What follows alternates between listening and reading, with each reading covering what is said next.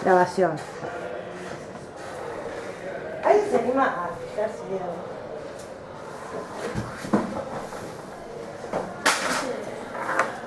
¿Aparece ahí?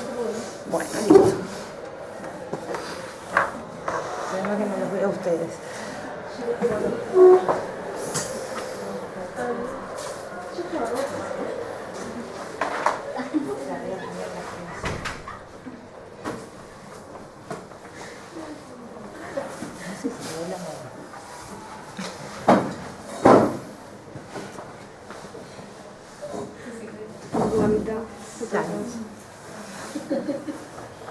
Bueno, para quienes vean esta clase filmada, vamos a tener que ir viendo en paralelo la presentación que vamos a hacer, porque no queda en la visión de la filmadora. La clase de hoy, la idea que tenemos es de conversar en parte con algo que ustedes ya trabajaron o empezaron a trabajar en los grupos prácticos, que es cómo aproximarnos a lo que es el método científico, ¿verdad? ¿Cuál es la idea del método científico? La construcción del objeto, qué es un objeto en la ciencia. Esto nos va a llevar 2 clases, esta es la de 30 de abril. Vamos a ir trabajando un poco. La idea es seguir trabajando sobre estos temas durante todo el año, porque es uno de los, digamos, de los aspectos que toma el taller.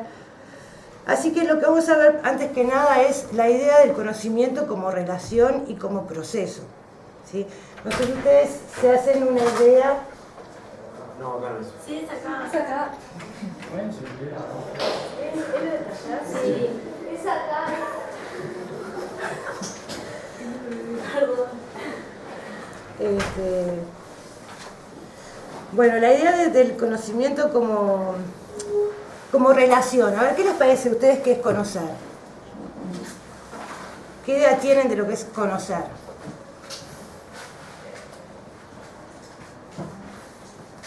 ¿Por allá? ¿Alguien sabe qué es conocer? ¿Ninguno de ustedes conoce? Cuando sabes de algo. Cuando sabes de algo.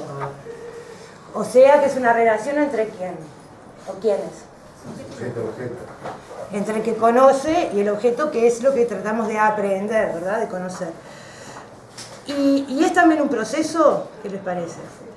Sí. Sí, ¿verdad? Porque esa relación se establece a través de empezar a distinguir determinados elementos de ese objeto, empezar a hacernos una representación mental de lo que es ese objeto, etc.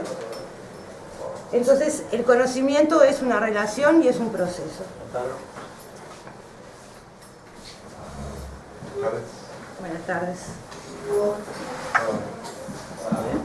Así que vamos a dar una definición de las muchas que hay de lo que es el conocimiento.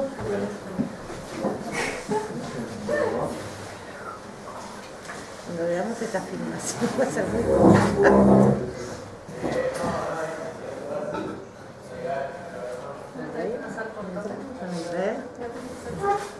No, sube en bruto la filmación. Bueno. Entonces, demos una definición, entre muchas otras, que dice así: modo más o menos organizado de concebir el mundo y de dotarlo de ciertas características que resultan en primera instancia de la experiencia personal del sujeto que conoce, ¿verdad? Acá aparece todo esto que decíamos, la idea de una relación entre ese mundo que queremos conocer, el sujeto que es quien conoce, y un proceso. Nosotros intentamos hacer una organización de ese mundo para poder aprenderlo, digamos, y utilizamos, primero que nada, nuestra experiencia, aquellas pautas que manejamos o aquellas formas en las que concebimos esa forma de aprehensión de la realidad. Entonces, el proceso de conocer ocurre mediante la relación entre un sujeto que conoce y un objeto a conocer.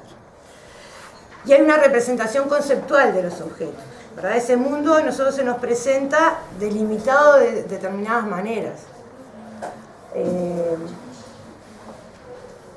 Nosotros traemos un bagaje de experiencias y de categorías de cómo aprender ese mundo que no es igual en todos los seres humanos. De hecho, de una cultura a otra, por ejemplo, lo que distinguimos, lo que identificamos de un objeto es seguramente cosas distintas. ¿Sí? Hay un ejemplo muy utilizado en este tema.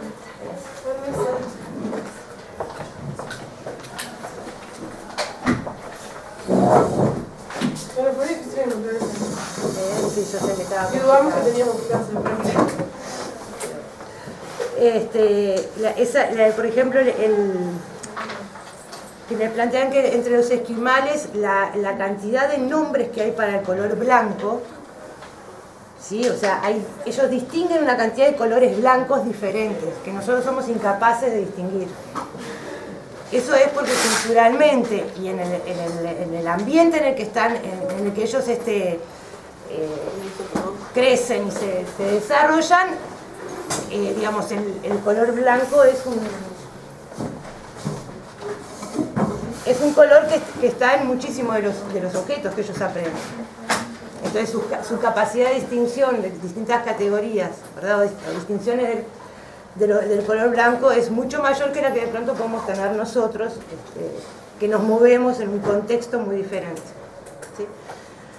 Pero bueno, esto es simplemente como para reflejar algunas cuestiones que tienen que ver con el conocimiento como relación y como proceso, y cómo el conocimiento está condicionado por esas categorías, esas pautas, esos criterios que vamos generando desde que nacemos. Todo lo que tiene que ver con la socialización, la cultura en la que estamos, y también después cuando ustedes se vayan desarrollando, por ejemplo, en determinadas disciplinas científicas, van a ver que la mirada que tienen sobre el mundo también va a estar pautada y, digamos, de alguna manera focalizada en base a determinados marcos teóricos que manejan en las disciplinas y determinados enfoques que tiene cada disciplina. Y en parte esto tiene que ver con lo que mencionaba el profesor Cetrulo en la clase pasada, ¿no? Como esa tendencia a generar matrices disciplinarias también ayuda a que haya una especie de hiperespecialización que muchas veces nos condiciona a que podamos ver desde otras ópticas ese mundo y que terminamos viéndolo desde la hiperespecialización de nuestra disciplina. Hay distintas maneras de aprender la realidad. Esto, digamos, lo vamos a pasar muy rápido porque incluso esto es tema del liceo, ¿no? O sea, de educación media, conocimiento científico. Pero no está mal repasarlo para ver también qué papel cumple el conocimiento científico en todo esto, ¿no? Pero, digamos, en el conocimiento cotidiano, la experiencia, la socialización, hace que nosotros organicemos nuestro mundo de una manera. Todos tenemos formas de movernos en la realidad porque conocemos esa realidad. Entonces, en ese conocimiento cotidiano entran muchas cosas de distinto tipo, ¿verdad? Algunos esquemas que tendrán que ver con conceptos más científicos, más filosóficos, etcétera, que nos ayudan a movernos. Está el conocimiento mítico religioso, que también provee determinada manera de aprender la realidad, un conocimiento filosófico, un conocimiento simbólico, por ejemplo, todo lo que tiene que ver con la lógica, las matemáticas, un conocimiento técnico, que tiene que ver con esa forma de captar la realidad en términos de aplicaciones, ¿sí? De cuestiones más prácticas, y un conocimiento científico. Entonces, ¿qué tiene de especial el conocimiento científico? El método. Por ejemplo, un método. ¿Qué más? Un objeto de estudio. Un objeto de estudio. Los objetivos. Objetivos. Bien. ¿Algunos elementos más que se les ocurran? Sí. Información bibliográfica, pues. Una revisión bibliográfica, el contar con antecedentes. Perfecto.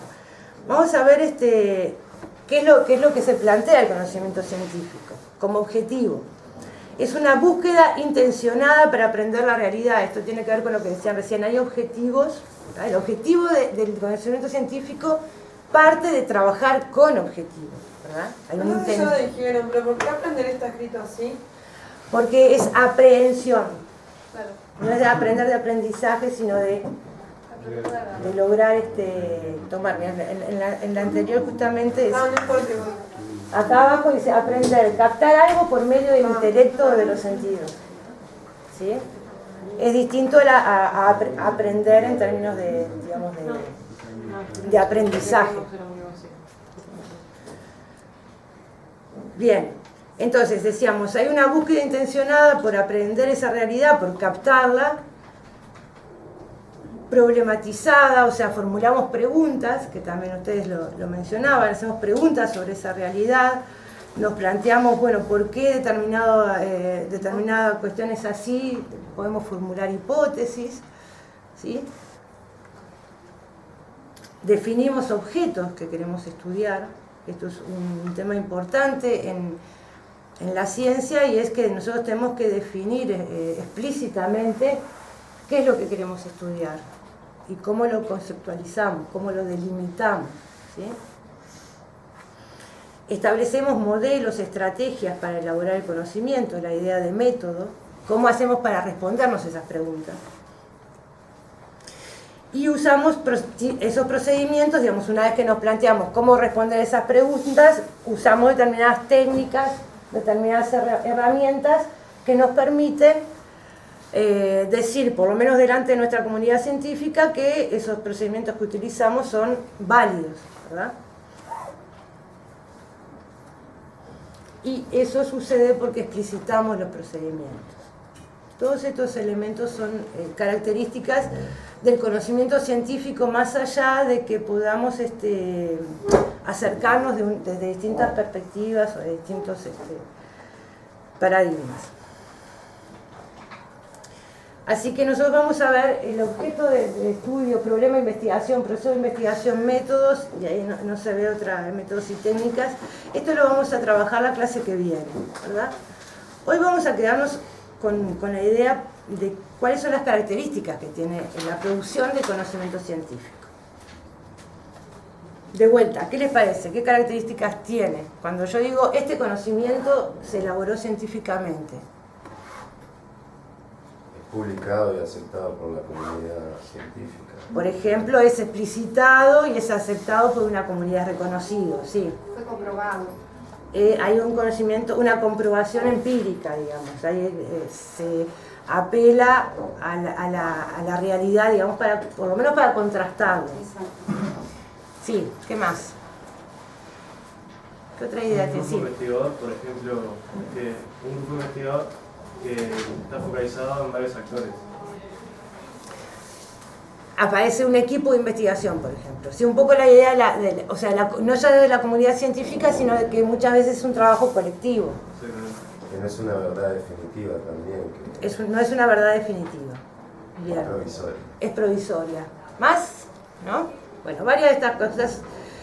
Por un lado, una característica de cualquier conocimiento científico tiene que ver con la necesidad de definir. ¿Sí? Tengo que definir los términos que utilizo, conceptualizarlos.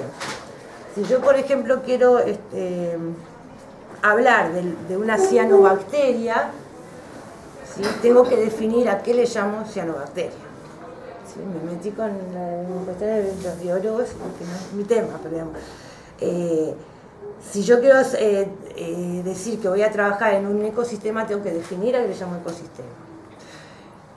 Muchas veces en las ciencias sociales esta necesidad de definición es más compleja todavía, porque en ciencias sociales tendemos a trabajar con muchos aspectos de la realidad que son de uso cotidiano. O sea, la gente, por ejemplo, habla todo el tiempo de la pobreza. Todo el tiempo, ¿verdad? O sea, pobreza es un término que utilizamos todos.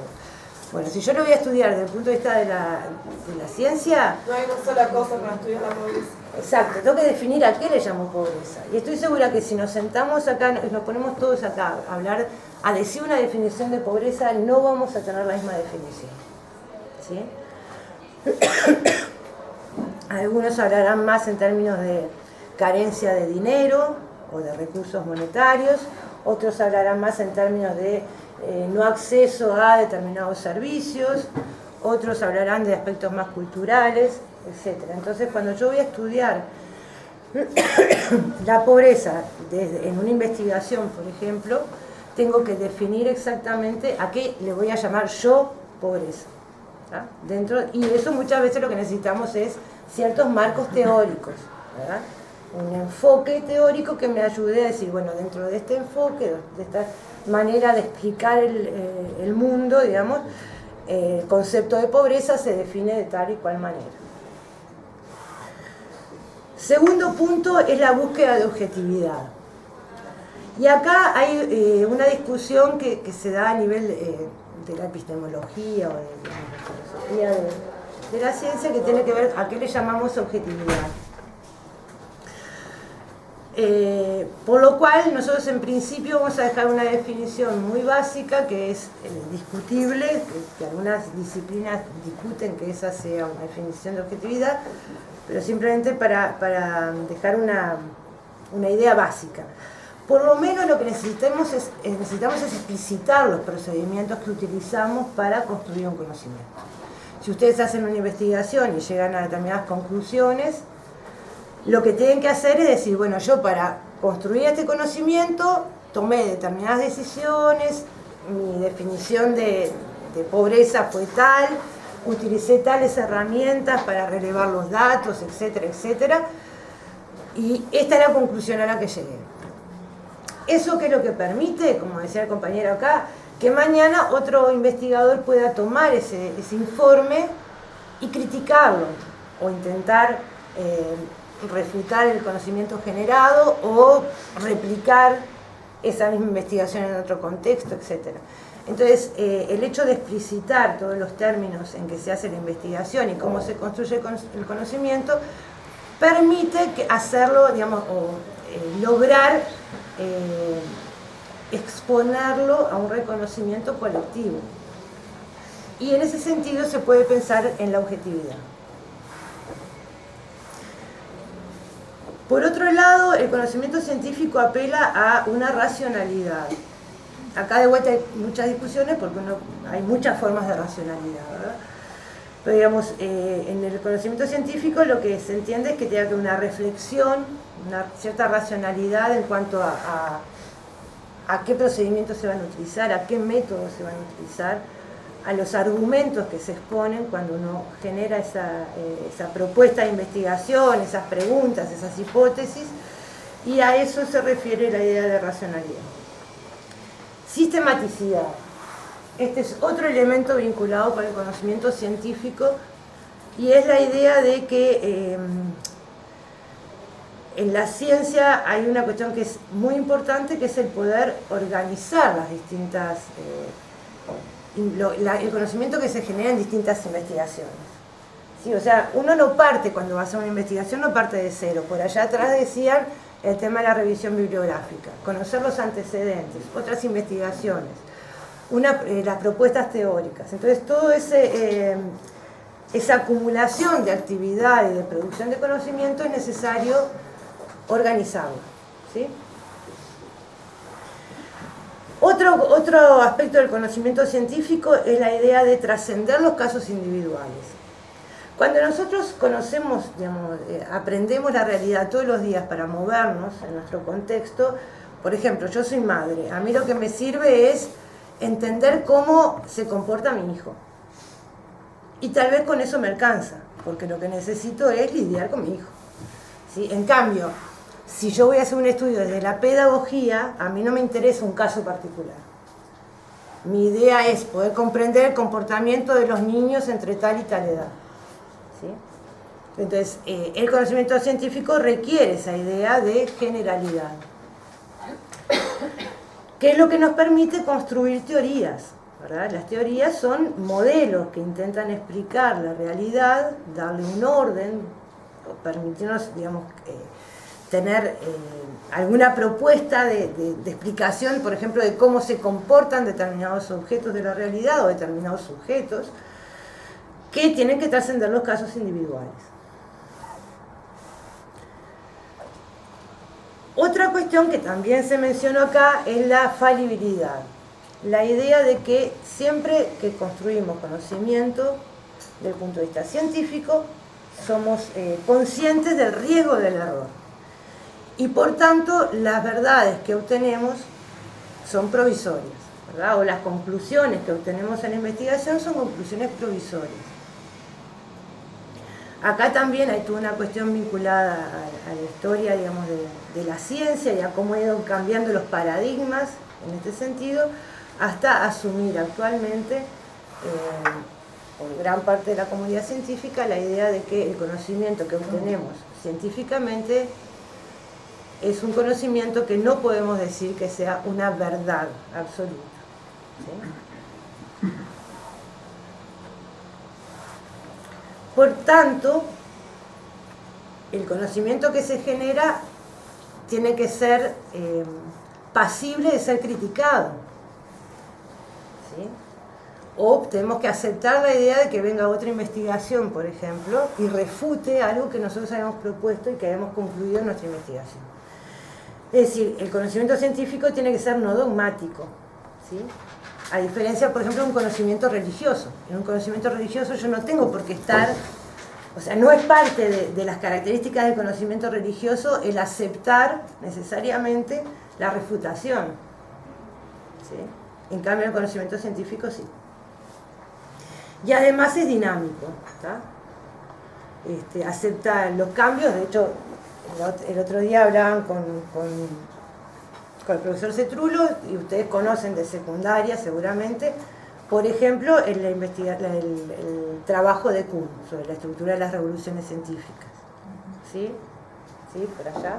Creo que todos han pasado por ese libro, o parte de ese libro. Bueno, esa es una manera, digamos, o una propuesta de conocer o de explicar la historia de las ciencias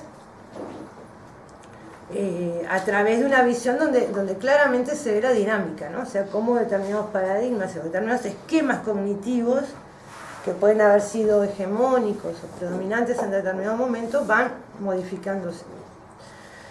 Entonces esto es la idea de que sea abierta, dinámica, ¿sí? Y que esté de vuelta, como decía el compañero, asociada a los valores o aquello que se cree fundamental de una ciencia, una disciplina dentro de las ciencias, que apele a una comunidad científica que es quien respalda de alguna manera ese conocimiento. Entonces, comentarios sobre estas características que mencionamos. Por un lado, en lo que se llama ciencias empíricas, que son aquellas ciencias en las cuales para contrastar las hipótesis o para responder las preguntas se apela a los hechos, a la observación, ¿sí? A diferencia de las ciencias formales. En las ciencias empíricas hay un juego entre la teoría y la realidad. De vuelta, voy con el ejemplo de la pobreza para que los biólogos no me maten con el otro concepto. Si yo puedo tener un enfoque sobre la pobreza en que parto de la idea de que la pobreza es simplemente una expresión o una forma, digamos, de conceptualizar la carencia o la insuficiencia de ingresos de una familia para acceder a los distintos bienes y servicios que se ofrecen o que, digamos, que están en un cierto mercado, ¿tá? Y que eso tiene que ver, digamos, la pobreza vista desde un punto de vista monetario. Y cuando voy a hacer investigación empírica puedo encontrarme con que aparecen otros elementos vinculados, por ejemplo, a determinados, por ejemplo, consecuencias de ciertas formas de exclusión. O sea, de pronto la gente puede tener dinero para comprar un servicio y tal vez por otros aspectos igualmente no llega a ese servicio, ¿tá? Por problemas de discriminación, de que sea un grupo excluido, por problemas de que le falta información. Y aparte no se trata solo de alcanzar bienes y servicios, existen pobrezas en otros ámbitos, más allá de la posibilidad, o sea, de poder alcanzar las cosas que requieren un valor monetario. Claro, pues, o sea, el tema es, ahí yo puedo tener distintas definiciones de pobreza. Hay una definición que se llama pobreza multidimensional, que alude que hay dimensiones culturales, dimensiones económicas, sociales, etc. Pero aún que yo vaya por el lado de que es una insuficiencia monetaria, ¿sí? aún dentro de esa visión restringida o esa definición restringida, me puedo encontrar con que al hacer un estudio aparecen elementos que yo no estaba considerando en mi definición. Y de pronto tengo que redefinir, ¿sí? Tengo que repensar teóricamente lo que yo estaba proponiendo. Ese es un poco el juego mutuo entre teoría y realidad, ¿verdad? O sea, desde la teoría yo puedo proponer ciertas maneras de mirar el mundo. Lo que muchas veces hablamos es de que tenemos lentes, ¿verdad? Lentes conceptuales con los cuales miramos el mundo. Pero cuando miramos el mundo a su vez, ese mundo, o cuando lo observamos, ese mundo nos ayuda también a repensar nuestras teorías y ver si no tenemos que modificarlas. Entonces, esa es esa relación entre la construcción, los conceptos que manejamos y la evidencia empírica. Y en eso la investigación científica cumple un papel fundamental, porque es la retroalimentación que tenemos entre cómo nosotros creemos que es las preguntas que hacemos a la realidad y a través de las distintas técnicas que utilizamos para construir los datos, llegamos a conclusiones que nos ayudan a retroalimentar, a modificar, a ver si nuestras propuestas teóricas iniciales no había que modificarlas. Esto tiene que ver también con la contrastación, ¿verdad? O sea, otro aspecto fundamental de las ciencias empíricas es contrastar cualquier hipótesis que tenga o pregunta de investigación con la evidencia empírica disponible. ¿Qué quiere decir la evidencia empírica? Bueno, son esos datos que yo voy a relevar de la realidad. Entonces, otro aspecto que sale un poco de todo lo que vimos anteriormente es eso, que es la necesidad de contrastación, como decía la compañera, con la evidencia empírica disponible. Renuncia a la justificación absoluta en cuanto a la verdad que se construye. Y finalmente, otro elemento que es digamos, reconocido por la comunidad científica es la exclusión deliberada de manipulaciones y engaños, ¿verdad? Una cuestión que tiene que ver con la ética. Y la ética es una dimensión importante también en la construcción del conocimiento científico.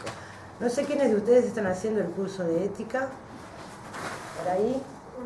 ¿Están hablando de alguna cuestión vinculada con esto? No, en realidad empezamos con lo que es ética y moral, a distinguir eso, y ahora estamos viendo distintos autores que la toman de distintos lados. Punto de vista. O sea, según la historia, cómo se fue tomando la ética. Bien, ¿por allá? No, que recién estamos en el principio en realidad. Porque la primera clase vamos por la tercera clase y la primera fue tipo media así por arriba y tal, pues la segunda y otra. Bien, pero digamos, la ética es toda una rama de la filosofía que nos introduce justamente en todo un aspecto de la construcción del conocimiento científico y de la actividad científica que tiene que ver, digamos, con esto que estábamos viendo, ¿no? O sea, la no manipulación, eso es algo que lo entendemos todos, ¿no? O sea, uno puede agarrar y...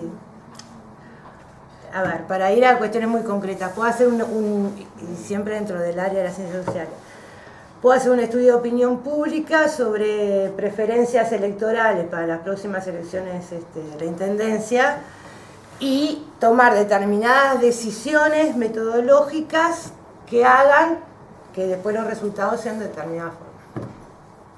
Esa es una forma bastante burda de manipulación, ¿verdad? O sea, puedo decir, mira, voy a hacer una muestra en donde voy a ir a los hogares de estas zonas de la ciudad en donde yo sé que la preferencia electoral va por acá.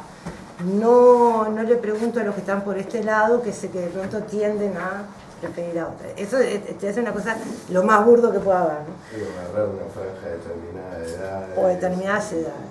O tomarlos no responde y distribuirlos de determinada manera, ¿tá? Eso es una cuestión deliberada de manipulación. Pero hay cuestiones mucho más sutiles, ¿sí? Y también hay cuestiones que tienen que ver con, por ejemplo, la forma en que se aplican determinadas técnicas. Por ejemplo, la observación participante, que es una técnica de investigación que se utiliza en muchos enfoques, en muchas propuestas metodológicas en ciencias sociales, que implica muchas veces involucrarse con un grupo para estudiarlo desde adentro, digamos.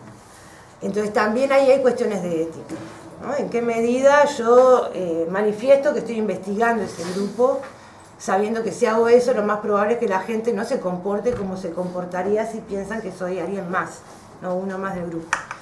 Entonces ahí también. Pero también hay cuestiones éticas, por ejemplo, en las ciencias médicas o en la biología, ¿verdad? Cuando uno trabaja con pacientes y, por ejemplo, está probando determinados medicamentos, hay todo un código de ética respecto a cómo manejarse con los pacientes y con el tratamiento. Así que bueno, no es algo que sea ajeno a toda esta discusión de las características de la ciencia, el cómo se maneja éticamente la construcción del conocimiento. Bueno, y finalmente tiene que ver con la cuestión esta de la comunidad científica, que también lo vieron con el profesor Cetrulo en forma bastante explícita y amplia, así que voy a pasarlo muy rápido. El investigador es parte de una comunidad científica, ¿sí? Es parte de una sociedad y es parte de una comunidad científica, ¿tá? Y como tal hay determinadas pautas, determinadas reglas, determinadas cosas que son bien vistas y otras que son mal vistas, como en todo grupo humano, ¿verdad? Y una de las cuestiones que tiene que ver con el reconocimiento del conocimiento científico es apelar a la comunidad científica como árbitro de alguna manera. Cuando nosotros producimos, por ejemplo, en la universidad y presentamos nuestras investigaciones en revistas arbitradas o en determinados seminarios, etc., estamos apelando a nuestra comunidad académica o a nuestra comunidad científica. Les estamos mostrando, mira, esto es lo que yo hago, ustedes díganme qué les parece. Está bien, se trabaja dentro de los cánones que ustedes consideran correctos, etc. O sea, hay un intercambio y hay un recurso a esa comunidad como reconocedor de esa verdad. Las comunidades científicas, como veían con el profesor Cetrulo, trabajan bajo un paradigma, patrones, modelos, ciertas como visiones, etc. Y después tenemos también toda esta cuestión que vieron en la clase con él, de los enfoques disciplinarios, multidisciplinarios, interdisciplinarios. ¿A qué nos lleva esto? A que en toda esta cuestión de la ciencia, algo que a veces no, o por lo menos cuando uno habla de la ciencia en educación media, parece como no explícito, que es el rol del investigador. El sujeto que investiga, en definitiva, tiene un papel crucial. Y muchas veces uno ve la ciencia como ese objeto, ¿verdad? O ese proceso, o ese resultado de un proceso, y se olvida de mirar al sujeto, que es el que genera esa construcción. Entonces, esto que engancha con algo que nosotros, yo les comentaba al principio de unos compañeros, algo que nosotros a veces lo damos al principio del taller y bueno, esta vez decidimos arrancar y planteárselos ahora, que es tratar de entender qué estamos haciendo en el taller. ¿Ustedes ya se hicieron una idea de lo que es el taller? ¿Qué idea tienen del taller? De acá a fin de año, digamos, con los dos módulos. Aplicar la multidisciplinaridad. Aplicar la multidisciplinaridad. ¿En qué? ¿Qué cosas? Problemas ecológicos, más bien vinculados a problemas ecológicos. ¿No es una investigación que vamos a hacer? Vamos a hacer una investigación. En realidad un proyecto de investigación. Sí. No vamos a hacer la investigación. O de extensión. Sí, eso después lo vamos a discutir un poco más adelante. Pero digamos, la idea es armar un proyecto. ¿Y con qué objetivos? ¿Pero vamos a llevar a cabo? No. Yo también había pensado que sí. No. Ya es suficiente con que armemos el proyecto. No, lo estábamos armando, yo me emocionaba y luego me decía, No, pero a ver, ustedes tuvieron hoy una clase en donde vieron que hay determinados mecanismos en la universidad que les ayudan a ustedes a presentarse claro, sí, a proyectos. Sí. Entonces, el proyecto del taller puede ser perfectamente un disparador de un proyecto a presentar o en PAIE o un proyecto de extensión. O sea que no es que hagamos algo que queda ahí en el cajón. En realidad... Claro, pero con el grupo mismo que lo desarrollás, no todos se van a anotar. Aparte de la facultad, los horarios que tiene la facultad, tendrás que dedicarle tiempo a la extensión Y así o investigación y medio posible. O sea que si fuese incluido en la clase fuese más posible hacer. Sí, pero justamente van a ver que nos va a llevar mucho tiempo armar el proyecto. No da el tiempo para llevarlo a cabo, ¿no? Quienes hagan taller, por ejemplo, quienes hacen la licenciatura de gestión ambiental, sí, después tienen los otros talleres en donde van. Quienes sigan otras carreras, por ejemplo, quienes sigan no sé, les pongo el caso de sociología, por ejemplo, tiene talleres centrales en donde se hace investigación.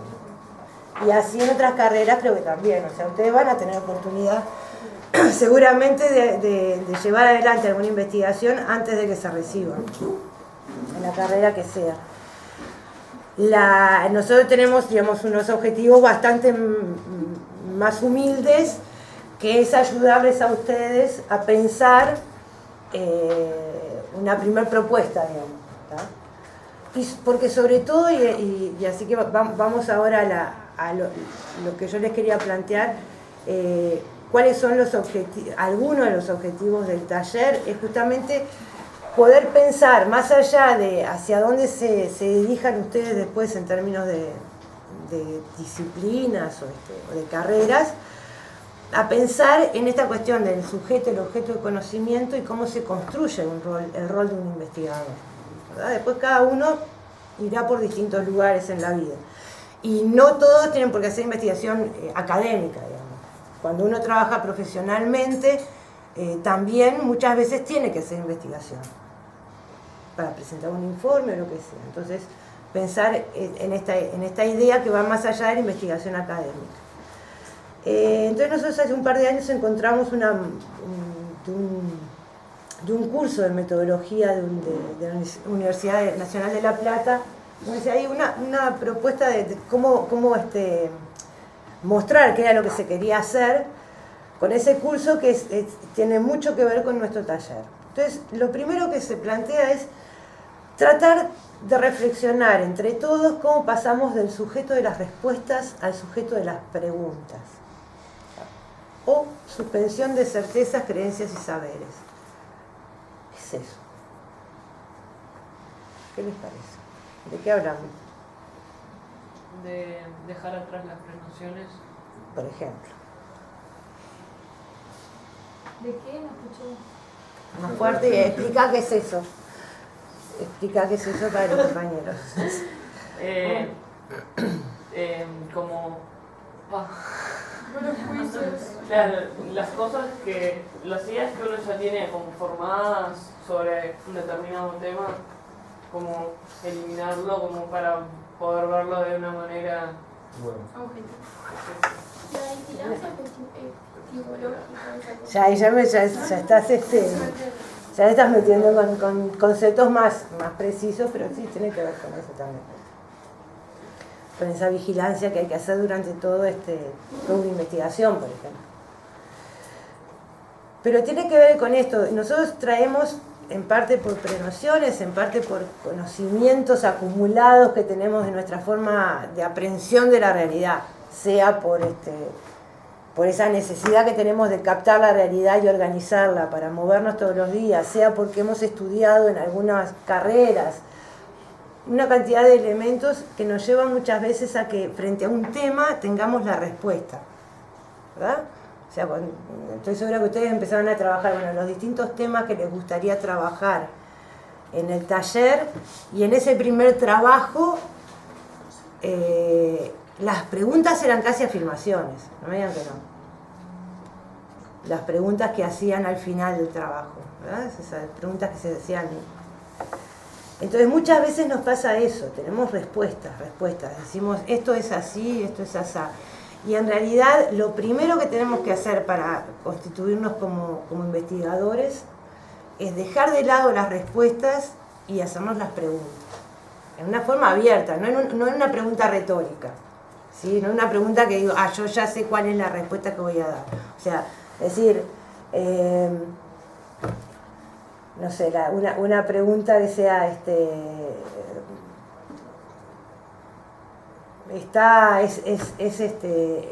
malo que tiremos residuos en cualquier lado, sí, es obvio, es malo que los tiremos, ¿verdad? No es esa lo que queremos. Lo que queremos frente a esa cuestión, que es como un eslogan o algo que nosotros tenemos como respuesta, nos hagamos una pregunta. Bueno, por ejemplo, ¿qué pregunta nos podemos hacer? ¿Por qué se sienten? ¿Por qué las personas tienen determinados comportamientos? ¿Sí? ¿Por qué es malo tirar residuos? O sea, ¿qué tipo de efectos puede tener de tirar determinados residuos? ¿Sí? Esos son los tipos de preguntas que nos tenemos que hacer, ¿tá? O sea, pasar de ser el sujeto de las respuestas a ser el sujeto de las preguntas. Primer aspecto que nosotros queremos trabajar en el taller. Segundo punto, del sujeto de la opinión al sujeto de la argumentación fundada, ¿sí? Y operar con las reglas del juego científicas. ¿De qué hablamos acá? De opinar en base a una fundamentación, de tener una idea argumentada. ¿Y cómo hacemos para argumentar? ¿Qué precisamos? A teóricos. Por ejemplo, una mirada, un enfoque teórico. ¿Qué más precisamos para argumentar algo? Para decir, Una buena investigación. una investigación, o por lo menos, Ser objetivos también. ¿No? y ahí nos metemos en un lío sobre qué es la objetividad. Bueno, Pero en parte tiene que ver claro, pero con la argumentación. yo sé, o sea, es obvio que no siempre somos objetivos en su totalidad. Es imposible, pero ser lo más objetivos posible. Por ejemplo, ser consciente de determinados prejuicios. Eso podría ayudar a ser un poco más objetivo. Claro, si si quiere. no, objetivos siempre somos. Sí, Para argumentar tenés que tener las ideas bien claras, ¿no? ideas claras. Ser ¿Y cómo preciso. ser preciso? ¿Qué más preciso para eso? Y basarte en un conocimiento, ¿no? Conocimientos. Ciertas Puede fuentes. ser, A ver, por allá sí. puede ser como algo de lo empírico, eso de, bueno, si observé, argumenté algo, ¿no? Incorporar información. ¿Sí? O sea, necesito información para argumentar, necesito un enfoque, de pronto una mirada teórica, explícita, ¿sí? Para argumentar, necesito reflexionar en torno a mis prejuicios, Hay que ser etc. racionalista, ¿no? Racionalista tiene que ser, ¿no? Ahí nos metemos en un lío de qué le llamamos racionalista. Sí hay que utilizar determinadas cuestiones en términos, o sea, ser capaces de sostener en términos lógicos nuestro argumento, ¿no? O sea, hacer una cadena de pronto de argumentos que tengan consistencia. Entonces, segundo punto que nosotros queremos trabajar, que en parte queríamos arrancarlo hoy en algunos grupos, creo que no se llegó, es esta cuestión de empezar a pensar cómo hacemos para argumentar. ¿Qué elementos necesitamos para argumentar, por ejemplo? ¿O qué elementos necesitamos para armar un problema de investigación? Y eso nos va a llevar, en la clase que viene vamos a ver cómo es el tema de formar un problema. Necesitamos revisión bibliográfica, hablar con informantes calificados, levantar información de prensa, de estadísticas, etc. Todo eso nos va a ayudar a esta idea de la argumentación. ¿Sí? Tercer punto que nos parece importante que a ustedes les quede, sobre todo, digamos, lo que vamos a ver a partir dentro de 2 clases y hasta el final del taller. La idea de pasar de estas cuestiones singulares, lo que les decía hoy, a mí me interesa conocer cómo se comporta mi hijo. ¿Ah? Alcanza con eso, a pensar en términos de mapas generalizantes o esquemas más generales, la capacidad de conceptualizar, de generar una cuestión más, definir categorías de objetos, por ejemplo, niños, ¿tá? Comportamiento de determinado tipo. Eso serían como categorías que van más allá del caso individual. Entonces, un poco la idea de que ustedes vayan viendo distintos enfoques, por ejemplo, sobre los tópicos que trabajamos en el taller, sea desde el enfoque de los ecosistemas, el enfoque desde la teoría del desarrollo, el enfoque del derecho ambiental, ¿sí? Son todos distintos enfoques que nos ayudan a tener conceptos, ¿sí? Nosotros podemos decir de vuelta, nuestro problema es por qué no se levanta o por qué la gente no se comporta de determinada manera con los residuos. Bueno, veamos desde distintos enfoques, ¿sí? De distintas conceptualizaciones, cómo se puede estudiar esa realidad y qué tipo de preguntas complementarias podemos hacer sobre esa realidad. Y finalmente la idea de pasar de un sujeto pasivo a un sujeto productor. Si bien no vamos a hacer una investigación, ya con el hecho de armar el proyecto de investigación les obliga a ustedes a tomar una actitud de producción, ¿sí? De hecho, armar el proyecto implica toda una investigación previa, toda una indagatoria hasta que lleguen a la conclusión de, bueno, esta es la pregunta que yo quiero hacer en mi investigación, ¿tá? Toda esta cuestión de revisar materiales, hablar con algunos actores, etcétera, los va a llevar a pasar de esa idea de estoy en una clase pasivamente, de hecho ya lo están haciendo en los grupos, están pasando de un rol pasivo a un rol activo. Y si ustedes no trabajan en los grupos no se sostienen, ¿tá? Es la base de todo el trabajo de taller es esta idea. Más allá de que en las charlas teóricas muchas veces estemos en esta cuestión tan incómoda, para la forma que me gusta trabajar a mí, que es yo acá sentada con la filmadora y ustedes ahí. A mí me parece mucho más interesante la forma de trabajo más interactiva, ¿verdad? Y bueno, y otro elemento fundamental de taller es la idea del aprendizaje basado en problemas, que es un poco lo que estamos haciendo en los grupos, ¿verdad? Es pasar de la idea de una cuestión expositiva, centrada en el profesor, a una manera de aprendizaje en que el papel fundamental lo tienen ustedes. A través de pequeños grupos, etc. Y trabajando problemas concretos. Por eso es que ustedes están ahora trabajando cada clase, cada vez va a ser un poco más preciso el tema de 2 o 3 temas, 2 o 3 preguntas, 2 o 3 problemas, que van a seguir profundizando a lo largo de todo el semestre y de pronto a lo largo de todo el año. ¿Sí? Voy a pasar de largo. ¿Ahí me dice la hora? Sí, 5:30. ¿5:30? Bien. Nos va perfecto entonces. Bueno, entonces vamos a ir con la última parte que engancha con la clase próxima. Entonces, el taller es un espacio para transitar estos procesos que les comentaba, ¿tá? ¿Quedó alguna duda de esto que hablé? No. ¿Les resulta interesante como propuesta? ¿Sí? Estamos así, ¿no? Esto es lo que tiene la clase expositiva, ¿vieron? Yo hago preguntas retóricas y ustedes dan respuestas retóricas. Bueno, sigamos. Y el proyecto de investigación, que es lo que vamos a hacer en el segundo semestre, es, de alguna manera, es un producto colectivo. O sea, ustedes van a trabajar en grupos de 5 o 6 estudiantes, ese proyecto de alguna manera va a expresar todo lo que hemos estado viendo en los 2 semestres. ¿Sí? ¿Cómo no entendí? Perdón. ¿En el segundo semestre cambia la modalidad? Claro, el segundo semestre, el primer semestre tiene mucha cuestión de esta expositiva. Sí. Porque eso es lo que vamos a tratar a partir de, dentro de 2 clases, empezar a mostrarles distintos enfoques teóricos. Y seguimos trabajando en los prácticos. El segundo semestre es mucho más activo por parte de ustedes. El centro está en el proyecto de investigación, entonces las charlas teóricas más que nada son apoyos metodológicos. ¿Sí? Básicamente son cuestiones metodológicas. Pero seguimos trabajando con los grupos que ya tenemos, ¿o no? Es posible que sí.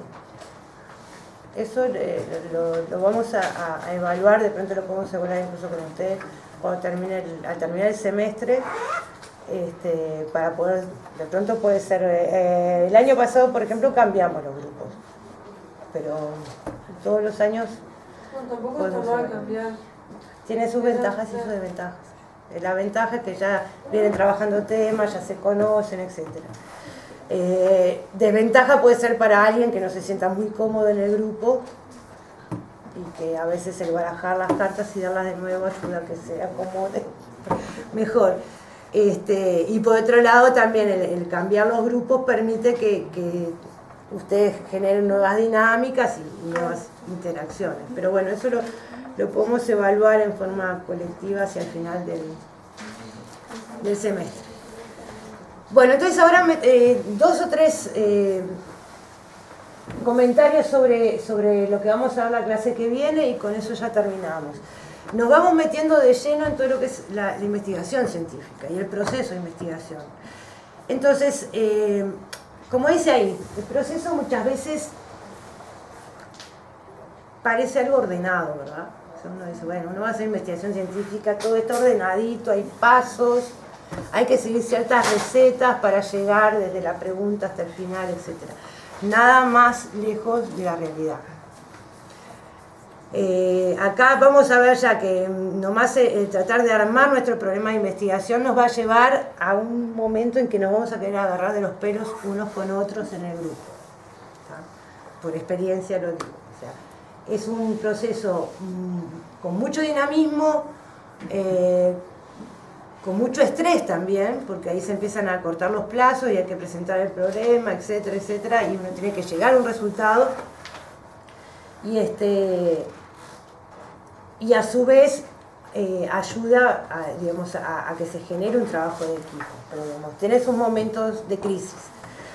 Así que el proceso en realidad de investigación tiene mucho que ver con la desorganización. No desorganización en el sentido de no tener métodos, sino que para llegar a plantearse ciertos métodos y ciertas técnicas, hay toda una etapa de creatividad, intuición, subjetividad, en donde el sujeto investigador tiene es él. Nosotros vamos y ponemos todo lo nuestro, todo lo que tenemos en términos de creatividad, de cuestiones intuitivas, de por dónde ir, por dónde no ir, al servicio, en este caso, de un equipo, para poder llegar a armar ese problema de investigación. Entonces, digamos, y si tuvieran que hacer la investigación, verían que eso también se repite. O sea, la investigación también requiere de la creatividad y del trabajo de cada uno de los integrantes y de la capacidad para solucionar determinados temas en el momento que hace que la investigación en realidad quede lejos de algo que está como prearmado y es simplemente seguir ciertas reglas. Pero bueno, como proceso de investigación tenemos como 3 grandes fases o momentos, a veces no son fases en términos temporales, que nos muestran los distintos tipos de acciones que tienen que ver con el proceso de investigación. Uno tiene que ver con el momento proyectivo. En el momento proyectivo, que es el que ustedes van a tener en el segundo semestre, sobre todo, o sea, aunque arranquen ahora con algunas discusiones, el segundo semestre del taller está centrado en esto. Aquí ustedes como equipo tienen que ordenar, sistematizar las preguntas que se están haciendo, ¿sí? Pensar finalmente dónde está el vacío de conocimiento, porque ese va a ser su problema de investigación. Esto quiere decir que tenemos que terminar la clase. ¿Dónde está ese vacío? Está todo calculado ya. Ese vacío de conocimiento que tiene que ver con las preguntas finales. Ustedes van a arrancar con algunas preguntas iniciales dentro de un tema y van a ver que cuando terminen de armar el proyecto, o más bien cuando terminen de formular el problema, las preguntas finales no van a ser las mismas que las iniciales. Eso es casi, se lo doy por sellado. Hay una frase que dice, cuando pensamos que teníamos todas las respuestas a las preguntas, cambian las preguntas. Cambian las preguntas, exactamente. Es que si ya tenés las respuestas, ya no tenés que investigarlas, ¿no? Eso es un tema que siempre tenemos el mismo problema cuando tratamos de que ustedes entiendan qué es un proyecto. El proyecto, o sea, ustedes pueden indagar una cantidad de cosas, pueden hacerse una cantidad de preguntas y en la formulación del problema van a ir respondiéndose esas preguntas. Pero una vez que se las respondieron, esa pregunta ya no forma parte de las preguntas de investigación. Ya están respondidas. Por ejemplo, uno puede preguntarse, ¿existe legislación sobre tal cuestión ambiental? Van y se fijan en la legislación. Entonces, ¿qué es lo que van a traer para el problema? La legislación dice esto. La pregunta ya no quedó afuera, ya no es parte del problema de investigación. Lo que seguramente puede ser parte del problema de investigación es cómo se controla esta legislación. Porque ahí es muy probable que no esté hecha la investigación. ¿Sí? Pero la pregunta es si existe la legislación. Entonces, muchas veces los estudiantes confunden el armado del proyecto con la investigación en sí. Dice, pero decimos que vamos a hacer todo esto y no vamos a tener tiempo. Acá la compañera que quería hacer la investigación y todo. Decimos, no, ustedes no tienen que hacer nada. O sea, lo que dicen que va a ser los métodos para contestarse las preguntas de investigación, eso no lo van a llevar a cabo. Lo que tienen es que imaginarse cómo lo harían, ¿tá? Para armar el proyecto. Entonces, el momento proyectivo tiene que ver con esto, ¿tá? Cómo armamos las preguntas, cómo terminamos en armar un problema, qué es lo que queremos saber, ¿tá? De la delimitación del objeto de estudio, etc. Hay un segundo momento que también tiene que ver con lo que ustedes van a hacer en la segunda parte del taller o en el segundo módulo, que es pensar la estrategia para abordar ese objeto de estudio, ¿tá? Los métodos, las técnicas. No les vamos a pedir un proyecto acabado desde el punto de vista de la metodología, porque no tenemos capacidad para darles, ni ustedes para aprender, todos los tipos de estrategias, métodos, técnicas que podrían utilizar.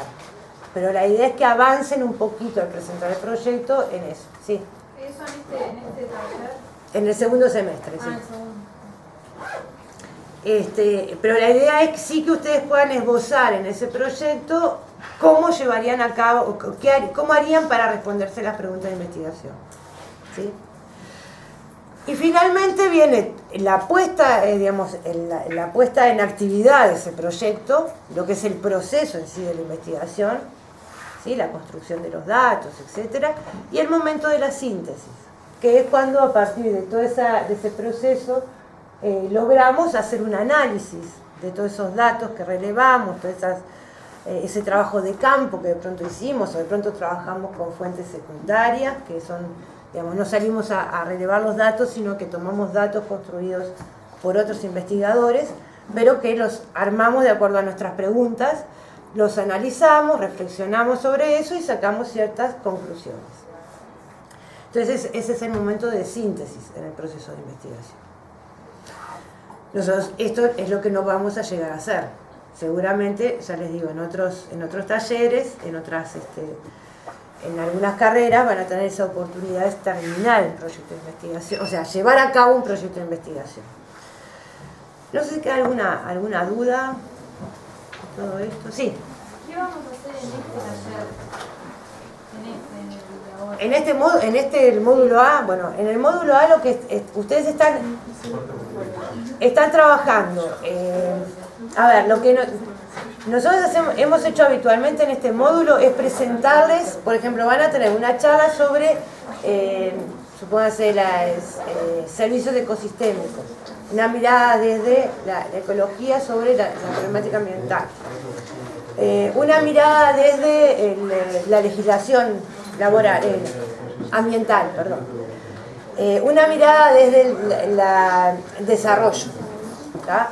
Desde la economía, estamos viendo si tenemos la charla o no, desde el enfoque de desigualdades, del enfoque urbano o territorial, distintas maneras de poder trabajar o de poder, mirar la problemática ambiental, en particular la que nosotros queremos trabajar acá, que es consumo y residuos. Eso son las charlas teóricas. ¿Para qué sirve eso? Para que ustedes vayan haciendo en los grupos prácticos un avance de lo que podrá ser después en el segundo módulo, en el módulo B, el proyecto. ¿Avance en qué sentido? Ustedes van a ir trabajando los temas que hayan elegido en cada grupo, por ejemplo, desde la legislación ambiental. O sea, el enfoque de legislación ambiental, o los conceptos que nos provee legislación, el derecho ambiental, perdón.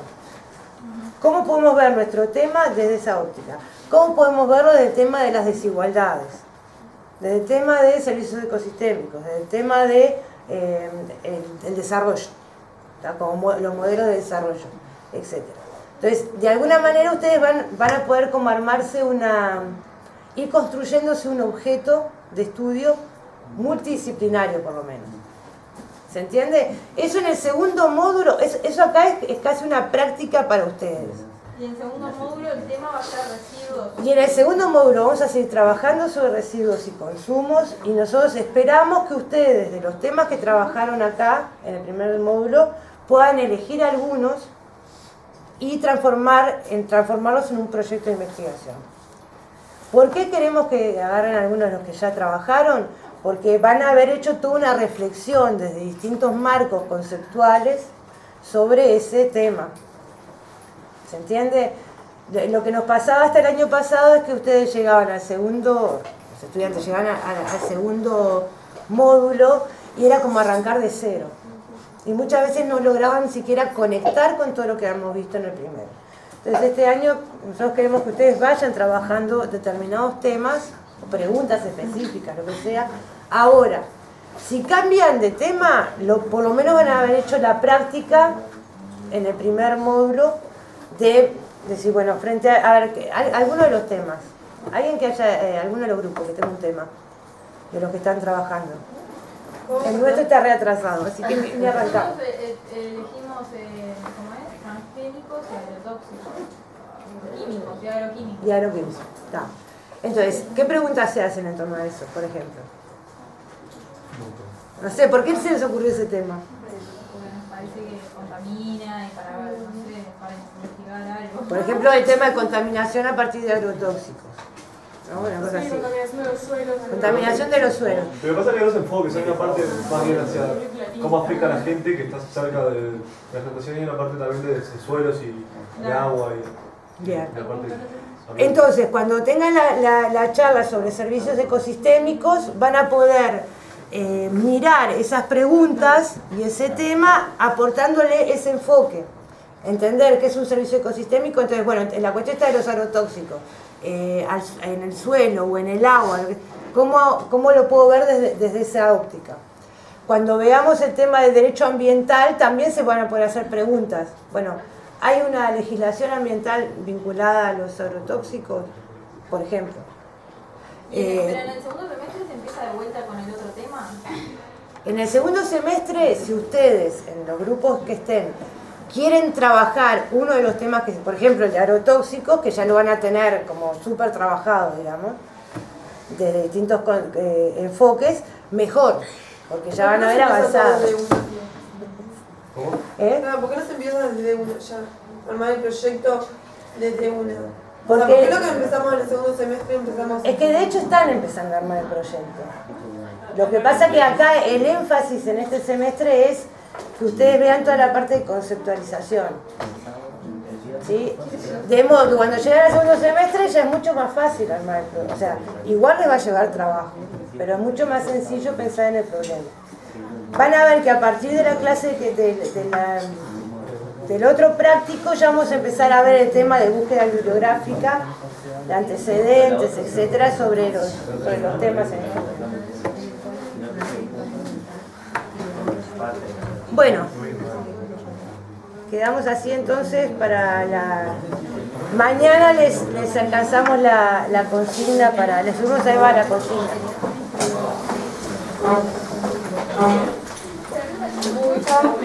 Chao.